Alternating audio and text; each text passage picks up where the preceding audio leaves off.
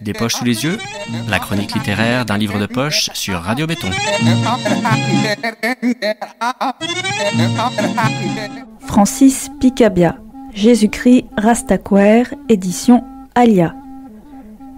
Ce texte est paru pour la première fois en 1920 aux éditions Au Sans Pareil. Francis Picabia est un peintre, dessinateur, auteur, proche des mouvements dadaïstes puis surréalistes. Tout est poison excepté nos habitudes. Il faut communier avec du chewing-gum. De cette façon, Dieu vous fortifiera les mâchoires.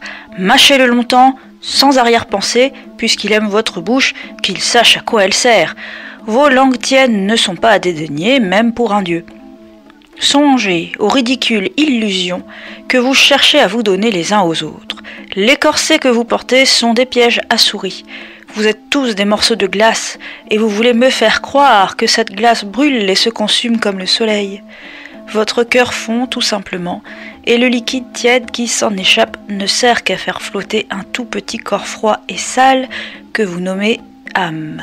La réalité jette vos rêves sur le fumier. Il faut enjamber ce fumier et entrer de plein pied dans ce que j'appelle l'infamie Rastaquouère. Dans ce court texte, il malmène les religions et les institutions bourgeoises, ce qui, somme toute, est toujours plus facile quand on a une fortune personnelle et du talent. Eau de Cologne vertébrale. Regardez la substance grise qui bout sur les athlètes. Laissez-moi me donner une friction d'eau de Cologne dans tous les sens, une friction d'eau de Cologne à la belle étoile. Ce n'est pas le luxe féminin qui attire le mal, mais l'imbécilité masculine qui éloigne la femme. Le sexe viril se figure toujours représenter un héros ou un être séduisant par la situation qu'il croit occuper. Les femmes préfèrent leurs semblables comme elles ont raison. La perspective est tellement belle, n'est-ce pas, cher ami ?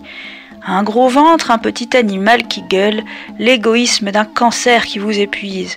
Puis, lorsque, malgré tout, vous vous êtes attaché à ce cancer, la bonne patrie vous le prend, afin que vous ayez la jouissance de penser qu'après votre mort, votre très cher pays pourra tyranniser un peu plus ses voisins. Au nom du grand avenir viril, fécond et novateur du monde, je condamne le crétinisme qui pousse les hommes à un sursaturage de leur pareil, uniquement en vue de conserver leur capitalisme masculin.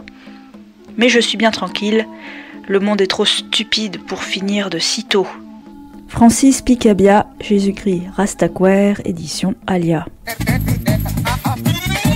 Retrouvez cette chronique sur le site lespochessouslesyeux.fr et sur radiobéton.com.